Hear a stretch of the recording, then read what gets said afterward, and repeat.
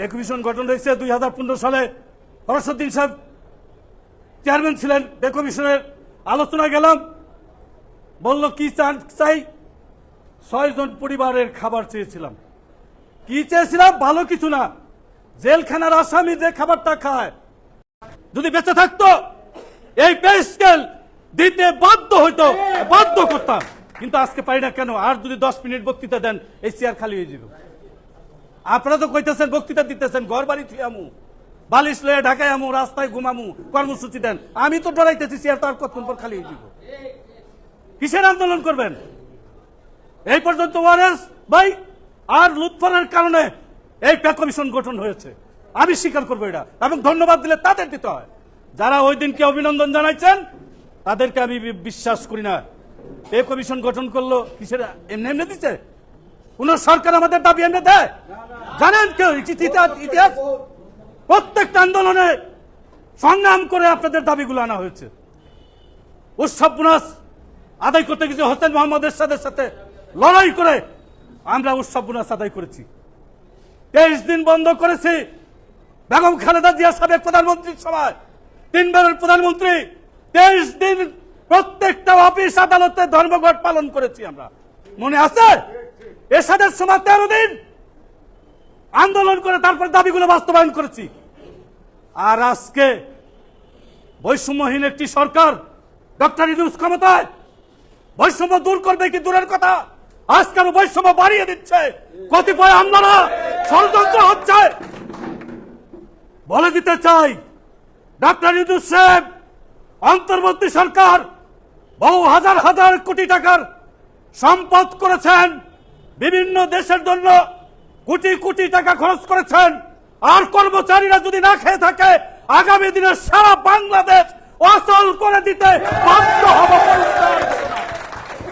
নেতার দরকার নাই।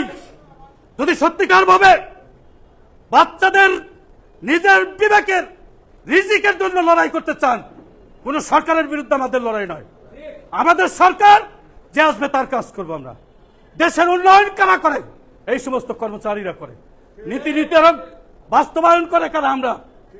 আর আমরা না খেয়ে থাকুন আর আপনারা তেল সাবান দিয়ে ঘুরবেন, এটা আর কতদিন? বৈষম্য আন্দোলন কেন হয়েছে? নির্যাতন করতে করতে মানুষ অধৈর্য হয়ে একটা সরকারকে পরিবর্তন করে এত রক্ত দিয়ে। আর আমরা কর্মচারীরা 14 শ্রেণী কর্মচারীরা, আব্দুল আজিজ সাহেব ছিলেন ঢাকা বিশ্ববিদ্যালয় একজন প্রফেসর, ডক্টর নুসলাম ভাই, তিনি 14 শ্রেণী কর্মচারী সমিতির সভাপতি ছিলেন। তার সাথে আলোচনা করে আমরা দাবি করতাম, আনতাম। মনে আছে আপনাদের? 14 শ্রেণী কর্মচারী ছাড়া বাংলাদেশে কোন আন্দোলন সাকসেসফুল হয় না, ভবিষ্যতেও হবে না। আমি চ্যালেঞ্জ করতে পারি। কয়জন কেন হিসাব আছেন রাস্তায়? কয়জন আছেন? 14 শ্রেণী খালি খিদা পেটের খিদা তো সবাই। বড় বড় বক্তৃতা দিয়ে একজন চলে যায় ঘরে, আর পরের দিন পাশের লোকের বলে না যে কালকে এই ঘটনা হয়েছে। এই হয়েছে আমাদের অবস্থা। ওয়ারেসের কত টাকা আছে? লুৎফর সাহেবের কত টাকা আছে? এই পর্যন্ত আন্দোলনটাকে এই পর্যন্ত নিয়ে আসলো রফিকুল আলম সহ। এখন ধন্যবাদ দিয়ে আসেন না, আমরা দায়িত্বটা নেই। সবাই মিলে সবাই আসেন। আমাদের নেতা হওয়া দরকার নাই। প্রয়োজন পেটের খিদা, ভাত চাই, কাপ চাই, নাইলে গদি ছাইরা দেয়, ভাত দেয়, কাজ দেয়, নাইলে গদি ছাইরা দেয়। সরকার হবে, এটা পরিষ্কার কথা। এত কথা কিসের? প্রত্যেকটা ডিপার্টমেন্টে দেখেন বৈষম্যের লড়াই হয়ে বৈষম্য দূর হবে। 15 বছর ফ্যাসিস্ট সরকার আউটসোর্সিং সৃষ্টি করে 14 শ্রেণী 3 শ্রেণী কর্মচারী নির্ধারণ করছে, দাস প্রথা চালু করে দিয়েছে। আস্তে আস্তে নিষ্পেষিত হয়ে যাবেন। আজকে তো কয়জন পেয়েছি, আর 10 বছর পর যদি ডাক দেই একজন সরকারি কর্মচারী পাওয়া যাবে না। যদি সেই লড়াইয়ের জন্য আমরা প্রস্তুতি গ্রহণ না করি, যদি নিজের জীবন দিতে রাজি না থাকি, তাহলে কেন সরকার আমাদেরকে দিবে বলেন? পে কমিশন গঠন করছে। আমি তো সমন্বয় পরিষদকে অভিনন্দন দেই না। কেন দেই না? আমি তো জানি ইতিহাস। অনেকে অভিনন্দন ফুলের তোড়া নিয়ে দেন নেতৃবৃন্দদের, তারা কি করতেছে এখন বুঝছেন? আমি বলছি অভিনন্দন দিতে হলে দিবেন লুৎফরকে, দিবেন ওয়ারেস সাহেবকে, দিবেন রফিককে, যারা এই আন্দোলনে পে কমিশন গঠন করালো। তারা প্রাপ্য। আর বাস্তবায়ন হলে যদি আমরা খুশি হই তাহলে পাবেন আপনারা। সেদিন আমরা অভিনন্দন দিব। দাবা তো আগেই সেরে তুই পে কমিশন গঠন হয়েছে 2015 সালে। ফরহাদউদ্দিন সাহেব চেয়ারম্যান ছিলেন পে কমিশনের। আলোচনা গেলাম, বলল কি চাই, 6 জন পরিবারের খাবার চেয়েছিলাম। কি চেয়েছিলাম? ভালো কিছু না, জেলখানার আসামি যে খাবারটা খায় সেই খাবার হিসাব করে 22,500 টাকা প্রতি মাসে একজন জেলখানার আসামির খাবার লাগে। এটা সবাই জানেন কিনা জানি না, আমি জানি সেটা। শিক্ষা ভাতা কোথায় থেকে পেয়েছেন? আমাদের আলোচনায় পেয়েছেন। চাইলাম 22,500 টাকা খাওয়ার জন্য, আমাকে দিল 8,050 টাকা। আর কোথায় দিল 78,000 টাকা? চিন্তা করতে পারেন? তারপরেও নিয়ে দেখছি ফুলের তোরা দেয়। আর আমি সেদিন রাত্রে প্রেস কনফারেন্স করি, সালাউদ্দিন সেলিম আমি সহ। চিন্তা করতে পারেন? অনেক এগুলি করে। তাইলে আজকে বুঝতে হবে আমাদের, আমরা এই কয়েকজনের ডাকলে তো হবে না। আমরা সারা দেশের কর্মচারীদের ক্ষুধা, এই ক্ষুধাটা আছে কিনা এটা প্রমাণের জন্য সরকার বসে থাকে। আজকে পে কমিশনে আলোচনায় ডাকলো, 15 সালে 6টা সংগঠন গেছি, আলোচনা করছি সারা বাংলাদেশে। আর এবার 223টা সংগঠন জমা দিছে, আরো কয় বাকি আছে, আমরা দিতে পারিনি। তাহলে সরকার তো বুঝতেই গেছে। এই উপদেশটা কি কোন সাহসের কথাটা বলছে? সরকার তো বুঝছে যে কর্মচারীদের মধ্যে কতটুকু ঐক্য আছে। কিরে ভাই, মিছা কথা কই? সরকার তো বুঝছে, বুঝে ওইটা চাইছে। কিন্তু সরকারকে বলতে চাই, এটা যদি বিবেচনা করেন তাহলে ভুল করবেন।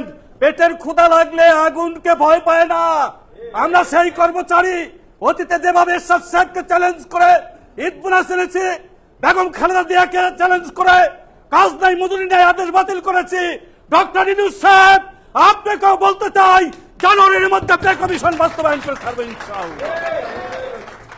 প্রস্তুত হন সবাই। আমি চলে গেছি, লুৎফর ভাই ডাকে, ওয়ারেস ভাই ডাকে, আসি। সারা বাংলাদেশে প্রতিনিধিরা আসবে সেদিন। শনিবার এসে সিদ্ধান্ত দিবে যে হ্যাঁ আমরা আন্দোলন করব। যার যার জেলায় ঢাকা আসা দরকার নাই। আমরা রাজনৈতিক দলের নেতা করবি না।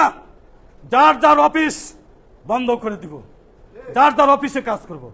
আন্দোলন করার দায়িত্ব সারা বাংলাদেশের সমস্ত নেতাদের উপরে ছেড়ে দেন। সেদিন তারা বক্তৃতা দিক বলে যাক যে আমরা আন্দোলনে প্রস্তুত। আন্দোলনের কর্মসূচি দিয়ে দেন। দাবি কি? 1 দফা, সব বাদ দেন। দাবি আসেন, জাতীয় পে কমিশন বাস্তবায়ন করতে হবে। এটার মধ্যে অনেক কিছু আছে, আমাদের আউটসোর্সিং আছে, সবকিছু আছে এটার মধ্যে। তাইলে আমার ভিন্ন দাবির প্রয়োজন নাই। প্রয়োজন হইলে আমরা ওই প্রেস ক্লাব থেকে জাতীয় সম্মেলনের মাধ্যমে, প্রতিনিধির মাধ্যমে আমরা 1 দফার 1 দাবি নেতৃত্ব পয়দা করবো। ওখানে ওদের সবাই মিলা আমরা এতজনকে দায়িত্ব দিলাম, এই পে কমিশন বাস্তবায়নের লড়াই করবে। তারা যে নির্দেশ দিবে এটা আমরা সবাই মানবো। ঠিক আছে? আমি আর বক্তব্য দীর্ঘায়িত করবো না। দীর্ঘদিন পর আপনাদের সাথে দেখা হলো, খুব ভালো লাগলো। আপনারা দোয়া করবেন, যে কদিন বেঁচে থাকবো ইনশাআল্লাহ। আব্দুল আজিজের সাথে সংগঠন করেছি, সালাউদ্দিন সেলিমের সাথে সংগঠন করেছি, এখনো বেঁচে আছি। আপনাদের জন্য লড়াইয়ে ময়দানে থাকবো, নেতারা ময়দানে থাকবো। সবাইকে আন্তরিক ধন্যবাদ দিয়ে আমি আমার বক্তব্য এখানেই শেষ করছি। ধন্যবাদ সবাইকে।